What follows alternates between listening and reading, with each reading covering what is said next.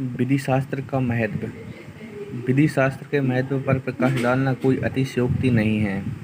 मतलब विधि शास्त्र के महत्व को समझना कोई आसान नहीं है, क्योंकि जितने भी कानून आए हैं वो सब विधि शास्त्र के द्वारा ही आए हैं। सब विधि शास्त्र में हैं। इतने कानून हैं, इनको समझना बहुत मुश्किल बात होती है। इसलिए सामाजिक विज्ञान के नाते विधि शास्त्र अनेक प्रकार के सामाजिक अधिकार एवं सुविधाएं प्रदान करता है, जो एक सामाजिक शास्त्र ही दे सकता है। मतलब विधि शास्त्र में बहुत प्रकार की सुविधाएं, जिनके द्वारा नियमों को बनाया जाता है, बहुत से अधिकार हैं जो एक समाज शास्त्री दे सकता है। निसंदेह इस शास्त्र को विज्ञान की आंखें कहा जाता है, क्योंकि इस शास्त्र में ही पूरे कानूनों की बात कही गई है। पूरा कानून लिखा गया है विधि शास्त्र के द्वारा, इसलिए इसे विज्ञान की आंखें कहा जाता है, आइज ऑफ लॉ। तो संक्षेप में इन बातों से इस शास्त्र का महत्व बताया जा सकता है। जैसे व्यवस्थापिका सभा के लिए विधि शास्त्र का अध्ययन करना अत्यधिक महत्वपूर्ण होता है, क्योंकि व्यवस्थापिका में जो भी कानून बनाए जाते हैं वो सब विधि शास्त्र से बनाए जाते हैं। कानून की भाषा में जो भी लिखना कुछ भी होता है सब विधि शास्त्र से ही होता है। इसलिए व्यवस्थापिका के लिए भी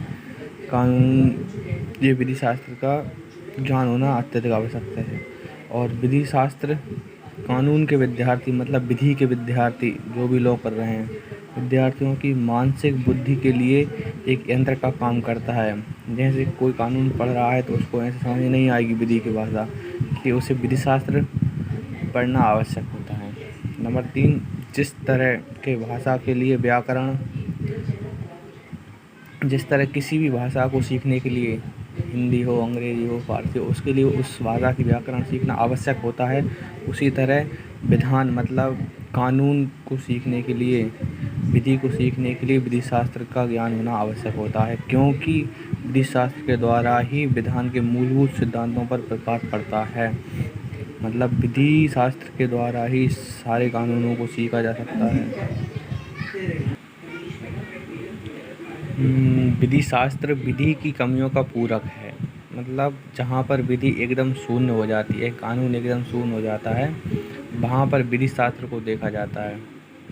तो जहाँ पर विधि एकदम शांत रहती है, अथवा विधान और दूसरे विधान में, एक विधान और दूसरे विधान में अंतर रहता है, वहाँ पर विधि शास्त्र विधि को समझने में सहायता करता है। क्योंकि विधि शास्त्र तो सारे कानूनों को विधि शास्त्र में लिखा गया है, इसलिए जहाँ पर विधि शांत हो जाती है तो वहाँ पर विधि शास्त्र को देखा जाता है। नंबर 5 में कानूनों की व्याख्या करने में वकील, जज एवं जूरी अपनी कल्पना की उड़ान में उड़ते हैं। मतलब कोई भी कानून है उसकी व्याख्या, कोई भी कानून है उसके बारे में बताने में सब अपने अपने मन की बात बताते हैं। जज बताता है, वकील, सब अपने अपने मन की बात बताते हैं।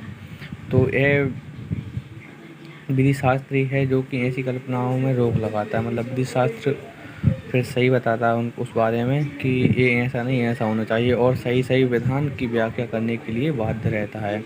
फिर सही विधान, मतलब सही कानून की व्याख्या करता है विधि शास्त्र सही कानूनों की व्याख्या करता है। आज के युग में नंबर 6 का पॉइंट है कि आज के युग में संपूर्ण विश्व में जहाँ हजारों विधानसभाएं हजारों कानूनों का प्रत्येक वर्ष निर्माण करती हैं, पूरे विश्व में हजारों विधानसभाएं हैं, वो हजारों कानूनों का निर्माण करती हैं, संशोधन करती हैं कानूनों में। तो सभी वकील, जजों के लिए ये सब समझना इतना आसान नहीं होता है, इसलिए विधि शास्त्र के द्वारा इसको समझना आसान होता है। तो कानून एक वकील व जज के लिए संभव नहीं है कि वह सभी कानूनों से अवगत हो, सभी कानूनों को जाने। ऐसे स्थलों पर विधि शास्त्र के मूल सिद्धांतों का अध्ययन द्वारा कानून सरल हो जाता है। फिर ऐसी स्थिति में विधि शास्त्र को उठाया जाता है, विधि शास्त्र में देखा जाता है तो सब कानून समझ आ जाते हैं, क्योंकि सिद्धांत में बार नियमों को सुलझाने की सहायता प्रदान करते हैं।